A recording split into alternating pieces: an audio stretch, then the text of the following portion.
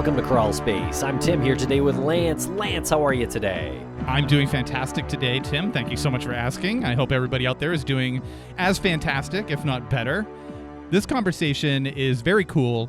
The crime is very historic, and it's one of those true crime lore type stories that I don't think we've covered in much detail. This is probably as in-depth beyond just like a passing comment or like talking with a guest briefly about this particular story, but it is one of those true crime moments that set a tone and set a certain standard for coverage, media coverage, how the public and law enforcement reacted to it. But Tim, I got to react to your mood. How are you today? Doing great over here. Thanks a lot for asking. And yeah, today we are speaking about Elizabeth Short, a woman who was found murdered in Los Angeles on January 15th, 1947. And if her name doesn't sound familiar to you yet, it's because she is more commonly known by her nickname, the Black Dahlia. And so we are going to speak about Elizabeth Short's case with a new friend of mine. Her name is Marissa Alaniz, and I worked with her recently at a quick temporary gig, and we spoke about a play that she wrote. The play is called Elizabeth, and it is about Elizabeth Short and her murder, and she really tries to sort of recenter Elizabeth as the focus of the story, and also a female journalist, Agnes Underwood. And so in this interview, we speak a bit about Marissa's play. We also speak about Elizabeth's life and really what happened to her. And it is a shocking crime. And, you know, we were just talking, Lance, before we started rolling here, that there's a good reason why this case is still discussed today.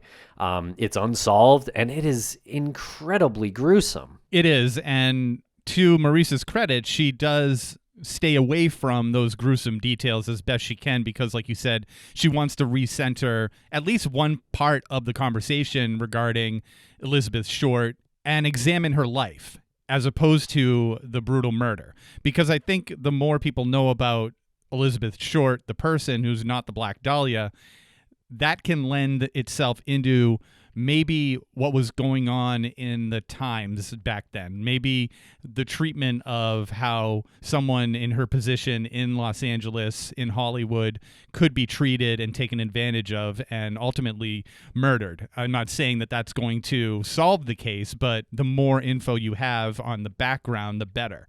And again, we know about the Black Dahlia. You and I have talked about it before we did this episode, and I feel like it took this unique approach for us to commit to a full conversation with somebody. So she writes this play, and this play is her vehicle to get the story out there that's beyond this murder. But you did say, Tim, this is a gruesome, gruesome murder.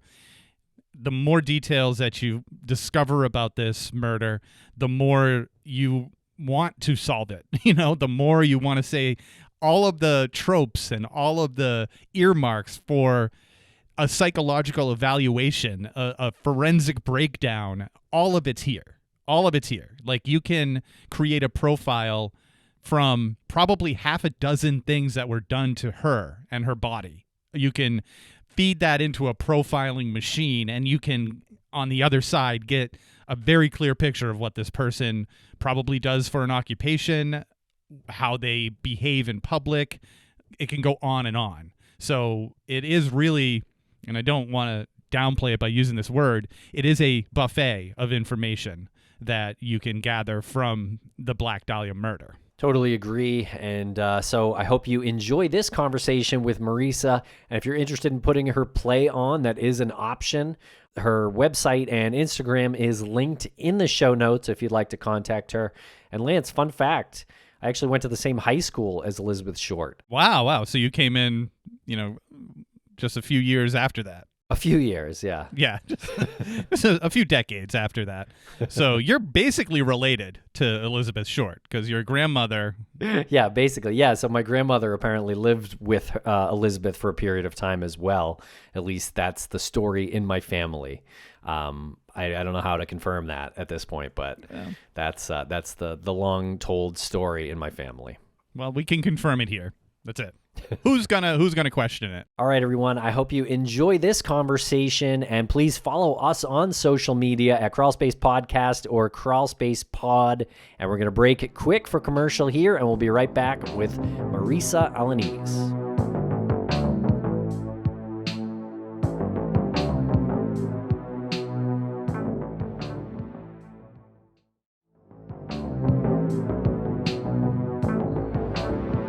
Welcome to the podcast, Marissa Alaniz. How are you today? I'm doing well. How are you?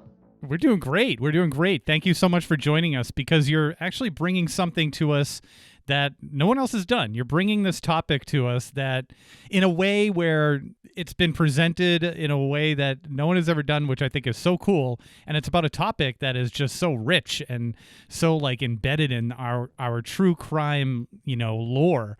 But before we get to that, can you let the audience know who you are and a little bit about yourself? Yeah, absolutely. My name is Marissa. I am a writer, a script writer, and an actor. I started writing because I started out as an actor and I was very frustrated with the roles I was seeing for women. I was seeing a dearth of interesting roles for women. I was going out for roles that were a little more than set dressing. And I got pretty frustrated with that. And I said, you know what, I'm just going to write my own plays. And I've been doing that for several years now. Very cool. What made you interested in the Black Dahlia case? Something about Elizabeth Short has always struck a chord with me. Maybe it's having lived a similar experience of being a young woman living in Los Angeles, which is kind of a weird city to live in as a young woman. It's equal parts glamorous and glitzy and equal parts seedy and gritty. There's this allure and this danger all at one time. I could have been Elizabeth. There are so many women that I know who could have been Elizabeth or have been in similar situations. So that was my first thing that got me interested in her, and it sort of snowballed from there. All right, well, a little bit more about you. You said being in Los Angeles as a woman, as an actor, equal parts glitz and glamour and grittiness, but that's not originally where you're from. Where are you from? What brought you into LA? Was it just the acting? Well, I was a military kid, so I moved around a lot. I grew up mostly in Texas, did some time Alabama, Korea, all over Texas. It's a very big state. I went out to Los Angeles to study acting. I got my first acting degree out there. After graduation, I stayed out for a couple more years before going back to school in New York. And what was your approach to writing this play? I originally tried to write this play in a very standard linear format and very quickly found out that was not serving me the way I wanted it to. So my goal with this play was not to solve anything. I feel we are almost 80 years past the events happening. We're never going to know who did it. The only people who are going to know who did it were the people who were in the room, one of who is Elizabeth, who we know for a fact is dead, and an unknown killer who most likely is as well at this point. So my goal with it was never to solve her murder. What I found with all of the media about Elizabeth Short, so often it's centered around the men involved, and so the people who you're empathizing with are law enforcement, sometimes even the killer. You're never empathizing with Elizabeth herself. So I wanted to write a play that recentered her in her own narrative. Even in pieces that talk about her, she's still referred to as the Black Dahlia. So even in the name of her case, her name is being erased. So I wanted to recenter her story, her voice, and talk about who she was as a person. Yes, this case is very much a big part of the play. It's the crux of the play, but at the epicenter of it is Elizabeth. And I found that by writing it linearly, I wasn't able to do that. So I wrote it in a non-linear way. It's two timelines. It tracks Elizabeth and Agnes Underwood, who was a reporter, a very integral reporter on this case. So it has pretty much two protagonists. So you're following two timelines, two protagonists, and I found that was a much easier way to center her. I also found in a lot of the media that deals with this case, a lot of it gets a lot of things wrong. It misses a lot of things, gets a lot of things wrong. It focuses on the wrong things. It does not focus on Elizabeth. It focuses on the mythology of the case. And I think she has been elevated to this mythology status. And I want to sort of break that apart a bit by doing this non-linear structure. That's awesome. And I am ashamed to say, other than Tim reminding me that his aunt, My grandmother. your grandmother, was her roommate, right? Supposedly, at one time. It could very well be true because Elizabeth was from the very same area, same town even, that I was from. So, yes, other than that, I'm a bad true crime person, I guess, because this is one of those stories that I just kind of know on the surface. So can you give a little background on Elizabeth and maybe her past? Absolutely. So she was born in Massachusetts on July 29th, 1924. She was one of five. She was the third sister of five girls. Her father faked his own death around the Great Depression when he lost his business as a miniature golf entrepreneur. He had a bunch of miniature golf courses. And when those went under, he faked his own death and made his way out to California. At one point, her family received a letter from him revealing that he was alive. She went out to California, where she also had a sister who lived in Northern California near Oakland. She hopped around quite a bit around the United States. She was in Florida for a bit. She did Chicago for a bit. So she's always been a bit of a floater, a bit transient. She made her way down to Southern California, Los Angeles area, and spent some time in San Diego as well. Her body was found in January of 1947 in Leimert Park, Los Angeles, which is over by the USC area, if you're familiar with Los Angeles at all. At the time, it was this middle-class, new development suburb, and her body was found in a developing lot. So it was a lot that eventually became a housing lot. She was found by a woman named Betty Bersinger while she was walking her daughter, who was about, I believe, 3 at the time. She was a toddler at the time. She comes across this woman who she believed to be a mannequin, which is a very common thing for people to think when they come across a dead body. Our brains can't really comprehend that we are seeing a previously alive human being.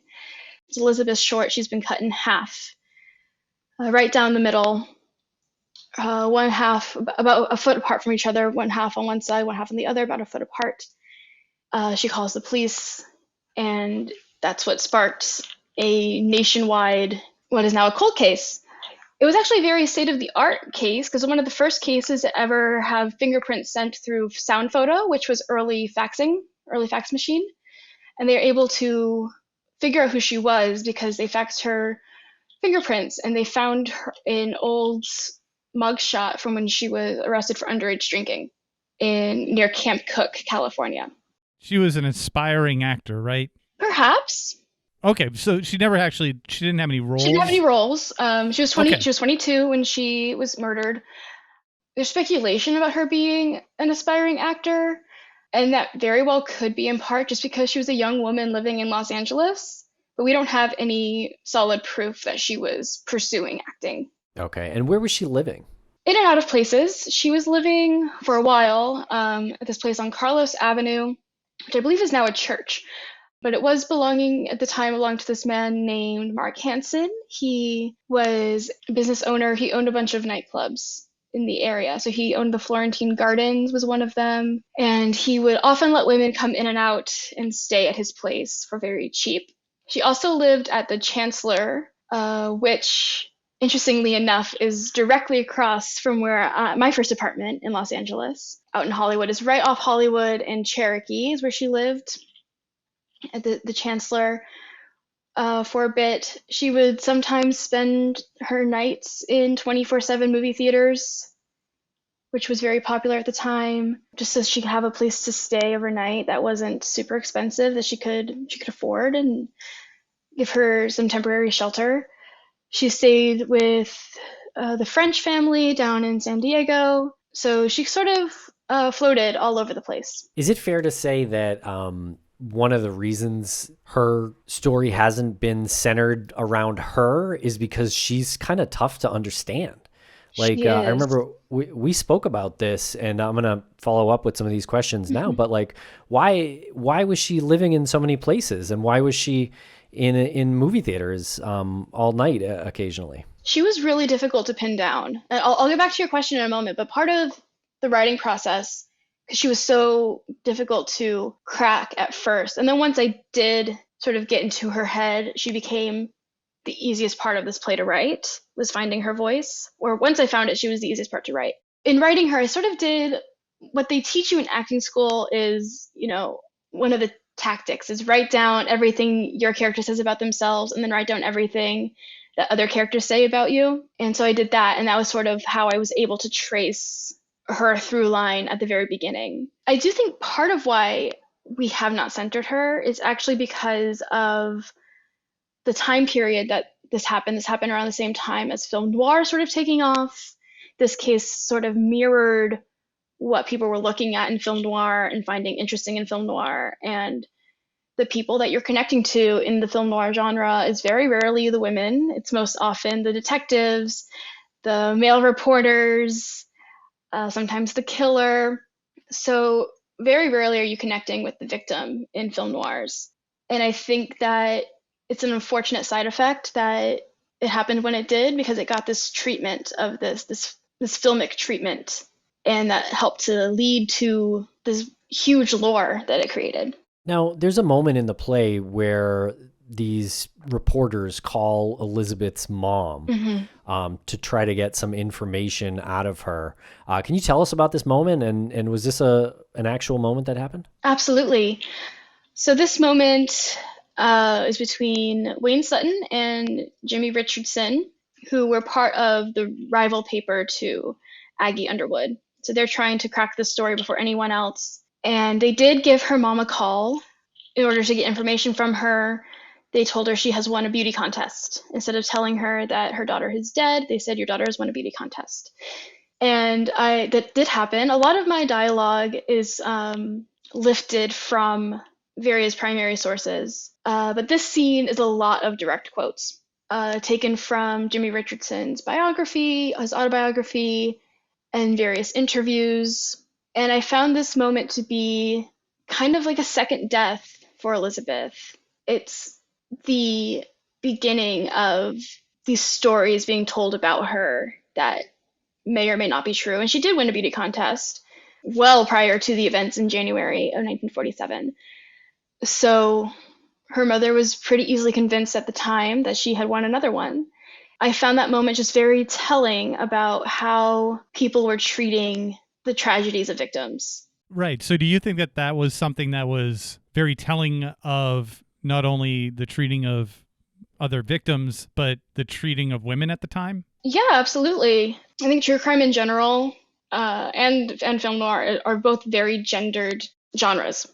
Sort of this life imitating art imitating life thing, and how we associate women and how they are connected to men.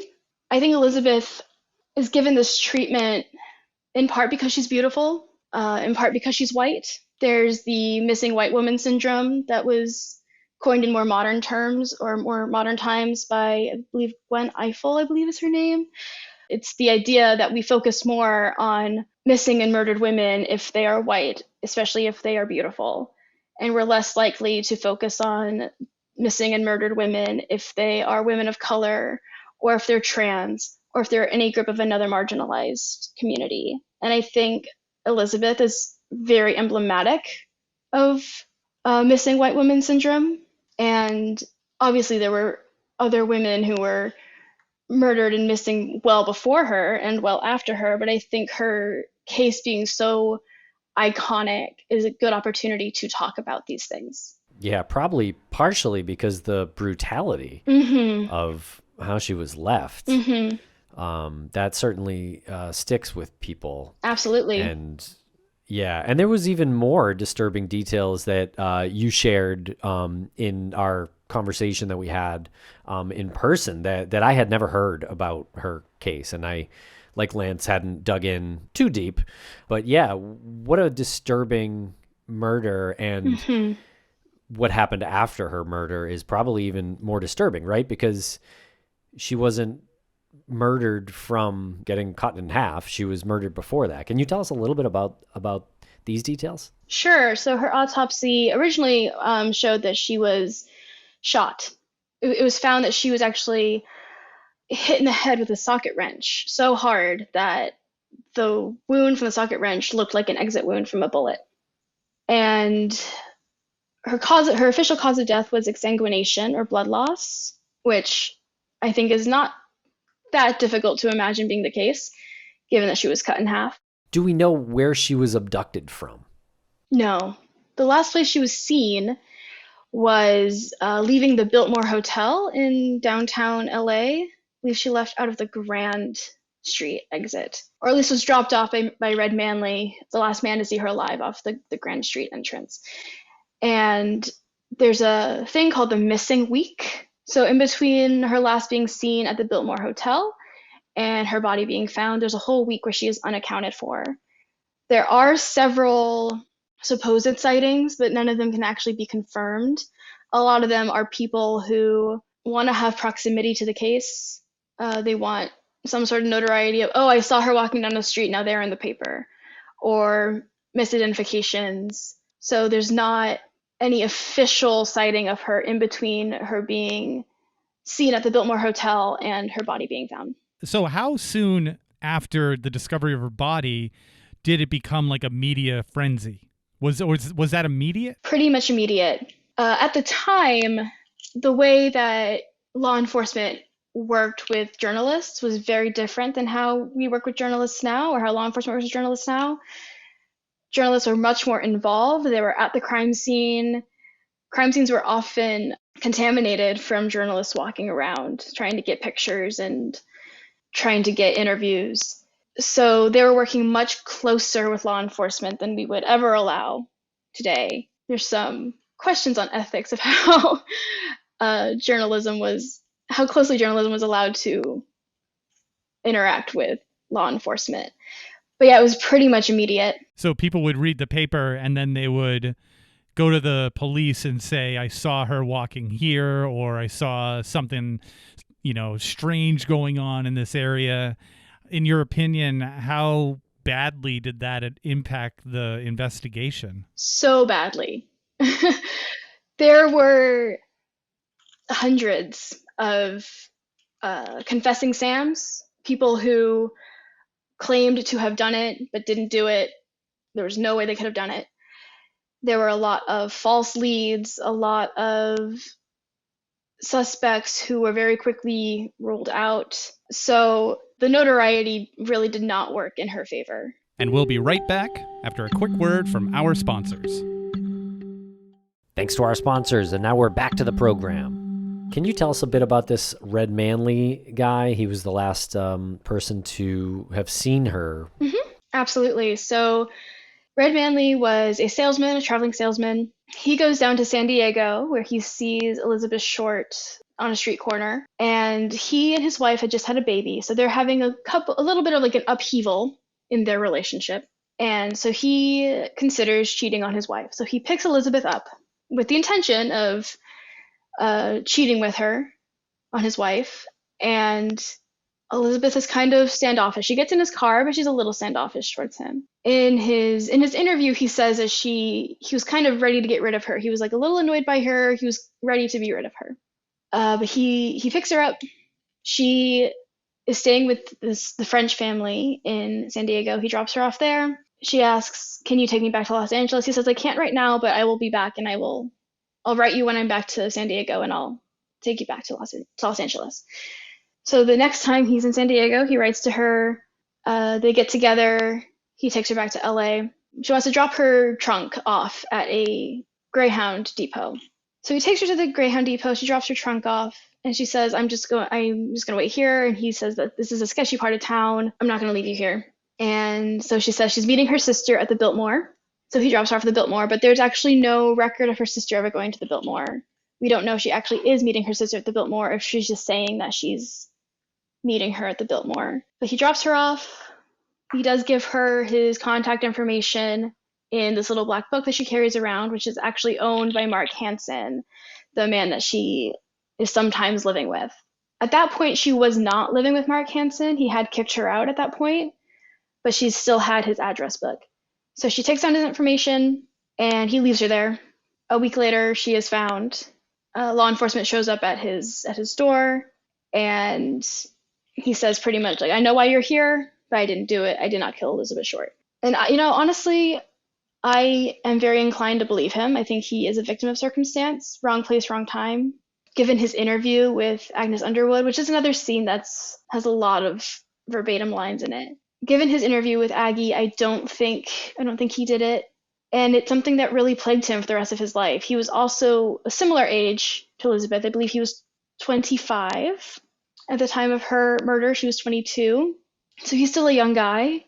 It really messed him up. He ended up being institutionalized for a while, and he died relatively young. So I don't think he ever really got over this shadow that followed him. Even if you look at his Find a Grave profile, you have people leaving comments saying everything from "I don't think you did it" to "we know what you did." And it's like, even beyond the grave, he's not really able to escape this association as a killer. Okay, what about the landlord, Mark? What was he looked at as a suspect? And what's the story with this black book? You said he owned it, but Elizabeth had it and wrote in it. Was that accounted for? So Mark was very quickly ruled out as a suspect. He was a bit of a shady character. He had some like mafia ties, things like that. But he was pretty quickly ruled out as a suspect. She did steal his address book. According to Mark, she stole his address book. So we don't know if he could have actually given it to her, but he said that she stole it. I mean, as shady of a character as he was, having all these, lending his house out to single women, poor single women, while he also has a wife and kids across town. It's not great, but it doesn't make him a killer. No, it makes it curious, though. Mm-hmm. It makes him curious, yeah. I'm still confused on the address book.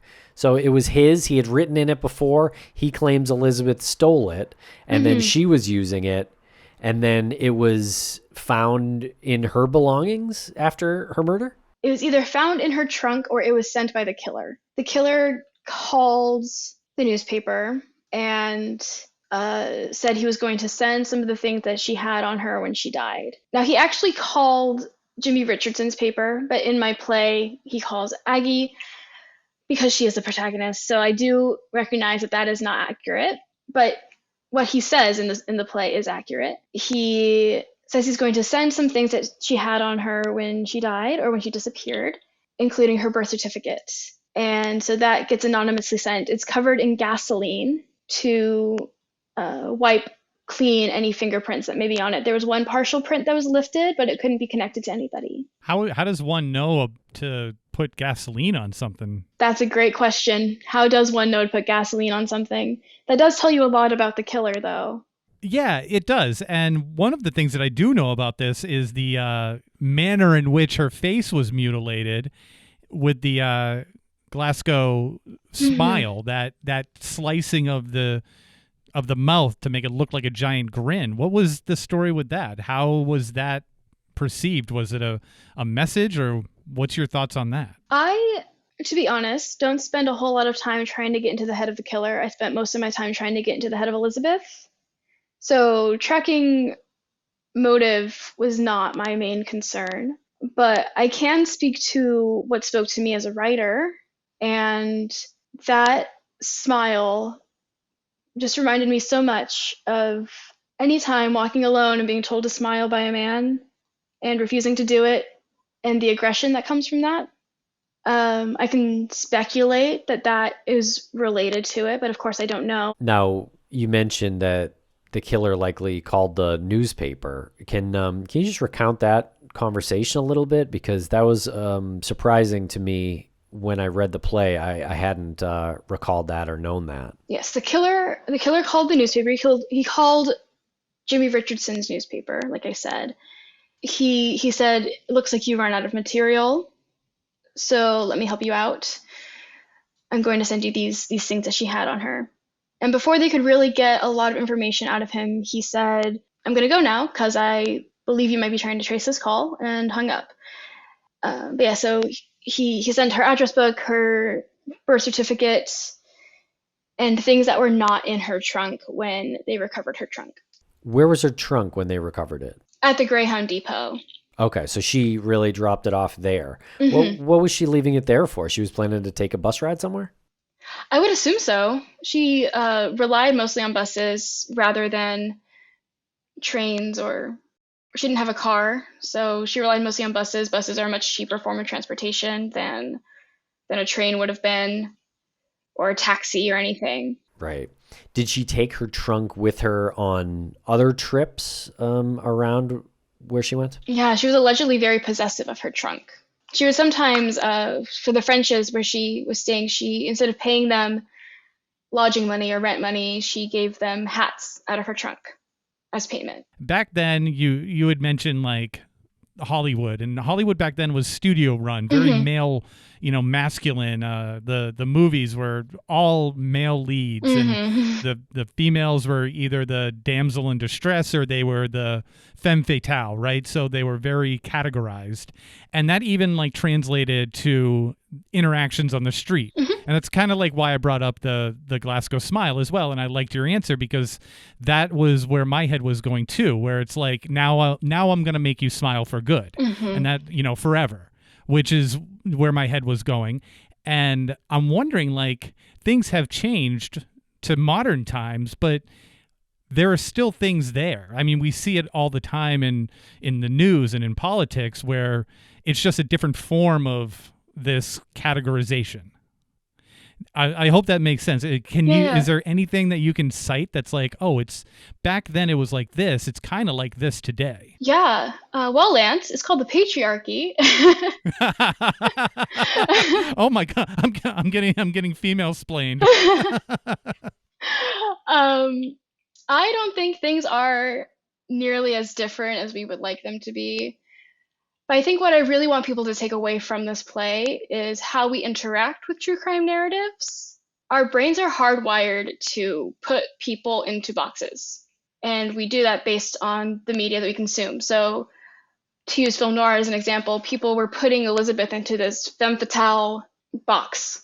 She was not like that at all. She was not a very promiscuous woman. She never smoked. She wasn't much of a drinker. She was a bit more demure than people like to list her as, but she also doesn't fit into that domestic role either. She wasn't a wife and mother. She wasn't a homemaker. But what she was a human being, and human beings transcend trope. So what I want people to get from this play is remembering that when you are dealing with true crime narratives, that you are talking about real life people. These tragic crimes are like earthquakes. They have aftershocks and after effects. It's not just one victim in these, although they are the most central. It's everyone who knew them, everyone who loved them, whose lives they touched. I tried to move her away from, and everyone in this, because you have in these noirs, you have like the hard-boiled journalist, and Aggie could very easily fit into that role, but she also doesn't, because she was a person who wanted, yes, she wanted the notoriety of her name being in the paper and being the first to crack story, but she also wanted justice. And she, despite the issues that there were with journalists at the time, Aggie did try really hard to be ethical and tell the truth. So give her credit where credit is due. She was a woman in a man's world, in a man's industry. And she was also a very interesting character who I'd love to talk about briefly, because she is technically the protagonist of this piece. She was married to a man, they got divorced. And then later he said, there's this competition downtown and they are giving award money for dances. So we have to be a married couple. So they got remarried to go do this competition. At one point in their marriage, she pretty much said, I want some new stockings. And he said, we can't afford new stockings. She said, okay, I'll go get a job. And she got a job as a journalist and became a very prominent journalist. She was one of the first people to interview Amelia Earhart. She obviously did a bunch of stuff with the Black Dahlia case. She, at one point, harbored a murderess in her house so that she could get a good story out of her. She's a very impressive, very interesting woman who never gets the credit she deserves for working on this case. I guess another thing I wanted to highlight with this play was all of the women who were involved. So not just Elizabeth, but Aggie and her mom and her sister and her friends, all of these women who were impacted. It's not just about killers and cops. Did Agnes get her new pair of stockings? I'm sure she did. Okay, good. Didn't want to leave that one unknown. Can you tell us about this Dr. DeRiver? I'm not sure if that's the right pronunciation. DeRiver. DeRiver, okay. Name he gave himself, if you couldn't tell. DeRiver, because he derives information. Honestly, today it would be a great drag name, so props to him. But he was a ear, nose, and throat doctor who helped solve the Babes of Inglewood case with Aggie Underwood in 1937, which was a case I don't know as much about. I have not done as much research on it, but it was 3 young girls who were found murdered and molested in Inglewood, which is a suburb of Los Angeles. And he did a lot of early forensic psychology on the suspects. And so he became employed by the LAPD, and he wanted to work on this case. They told him, no, you can't work on it. And so he got together a gangster squad to work behind the LAPD's back to try to crack the case himself. And Aggie was friends with him and sanctioned that by putting him in her paper. She was a city editor at the time of the paper.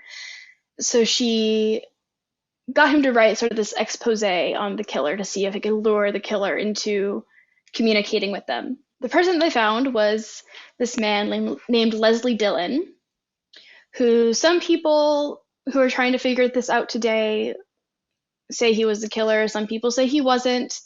He was in San Francisco at the time of her murder, so that tells you a lot. But he contacted Dr. DeRiver, told him that he knew someone who was most likely the killer, named Jeff Connors. Dr. DeRiver created this hypothesis that Leslie Dillon has created separate personalities for himself, one being Leslie Dillon, or Jack Sands was he was using a pseudonym of Jack Sands, and the other one being Jeff Connors. So he lures Leslie Dillon to Los Angeles with the conceit of there being a job for him. So he brings him out to Los Angeles, or out to California, holds him in a hotel room, and does his forensic psychology on him, does not let him leave. Leslie Dillon throws a postcard out the window saying, "Help, I'm being held by Dr. DeRiver. I'm looking for legal counsel." And he sends this postcard out. Insanely, a man picks up this postcard, and this man happened to work for Aggie Underwood, or work for her paper, brings it to her, and now there's a new story broken. And there's a lot of these little coincidences that happen throughout Elizabeth's case. The LAPD finds out that Dr. DeRiver has gone behind their back and has done this, and they fire him from their employment. I don't think Leslie Dillon did it. Again, I'm not interested in solving the case. I'm interested in recentering her in the narrative. But for what it's worth, I don't think he did it. I think he was just a man who was trying to get a lucky break, and get a lucky break he did, because he sued the LAPD and made off with hundreds of thousands of dollars. Oh, good for him. I mean, he was definitely a weirdo. I don't think he's necessarily guilty of a murder. He's guilty of having time on his hands. For what it's worth, Jeff Connors is also a real person. So Jeff Connors was not a figment of his imagination or a split personality, as Dr. DeRiver claimed he was. What were some of the other coincidences? Because you had said that was one of the coincidences when telling Elizabeth's story. What were some of the other ones? One that really stood out to me was her name of the Black Dahlia. Around the time there was a film that came out called The Blue Dahlia, there's moments that are eerily similar to Elizabeth's case. So there's a moment where Veronica Lake's character picks up Alan Ladd's character in a car, and he says, "Where are we going?" And she says, "Head to go one way, head to go the other way.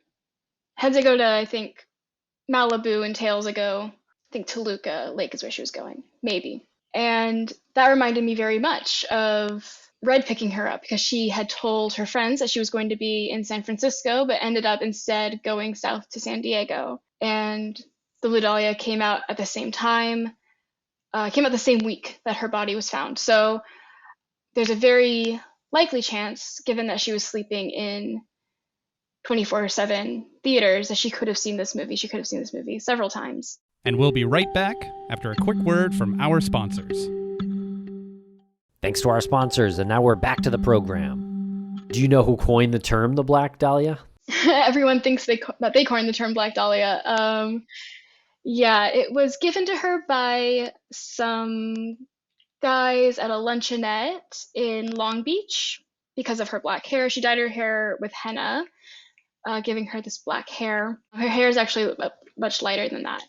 And she was wearing all black, so they called her the Black Dahlia. Oh, okay. Wow. I would have just assumed it was given to her after her death. It was given to her prior to her death, and a lot of newspapers, when they found out that she was called the Black Dahlia by someone, claimed that they coined it. And it was a very popular time for flower-themed murders. You have the white gardenia murder at the same time, the red rose murder. You have a bunch of murders that have flower names. And I think that very well could have been a contributing factor to this blowing up, this catchy name that sounds so much like this film noir that came out at the same time, helped to skyrocket the media attention. Now, your play itself, is this something that has been performed? Has this had what level of production is it at? It's had several readings. It's been shortlisted for a couple competitions. Longlisted for even more competitions. It's not had a production yet, but if anyone's looking, you can put it up. It was part of my master's thesis. Very cool. Okay, so you're looking to put this play on. Yeah, I think it's a great play. I think it's a really interesting approach to a story that I guess true crime knows very well. Lance and I, except me, yeah. Yeah, we weren't too up on it, but yeah, very interesting stuff. It's a very emotional process to write because it might be the play that has taken the most out of me. I mean, it took so much research diving into really the nitty gritty of everything. And I'm very grateful to Elizabeth for letting me tap into her spirit a little bit. And I would be remiss if I didn't share that although I said I'm not interested in who the killer is, I am interested in who the killer isn't. And part of what inspired this is the monopolization of her story. There's a bit of a franchise, a bit of a Elizabeth Short franchise or Black Dahlia franchise by Steve Hodel, who claims his father was the Black Dahlia killer. I just want to say personally, I think it's upsetting and disgusting to sort out your daddy issues through the lens of someone else's brutal murder. And I am happy to give Elizabeth more of a voice, especially more of a female voice, which has been denied her for so long. And speaking of that, I know that was a great way to end, but I just have to ask this question. Sure. You do give her a voice at the end of your play where she speaks directly to the audience. Where did you get the context for that? Was that something that you pulled from areas where you knew that that's how she spoke, or was that just something that came to you in your writing? To give context to listeners, the final scene is 4 monologues. It's Red Manley, Ann Toth, 5 monologues, Red Manley, Ann Toth, Phoebe Short, Aggie Underwood, and then it ends with Elizabeth. And they're all sort of giving their thoughts on how she has impacted their life. And then Elizabeth ends with talking about who she is as a person and not how other people see her. So, but another way I center her is by bringing her into scenes where she is not in, but she is talked about. So the scenes where Phoebe Short and Ann Toth are giving their testimonies, Elizabeth is on stage with them, and she's dancing, and she's reenacting the things that they're talking about. And she's living her imagined life, but also her mundane life. There's parts where she's just brushing her hair, she's just sitting reading a magazine, she's just being flesh and blood. And a question I got a lot when writing this was, why did you want to make it a play and not a film or not a TV show? as experienced as I am with film and TV, they're perfectly fine mediums. They're great. I think what made me need to write this as a play was the physical flesh and blood being in the space with you. So yes, Elizabeth is not physically, she's not literally in the space with you, she is dead. But a person playing Elizabeth, a proxy of Elizabeth, is in there with you, breathing the same air as you. She is flesh and blood, and there's nothing more human than that.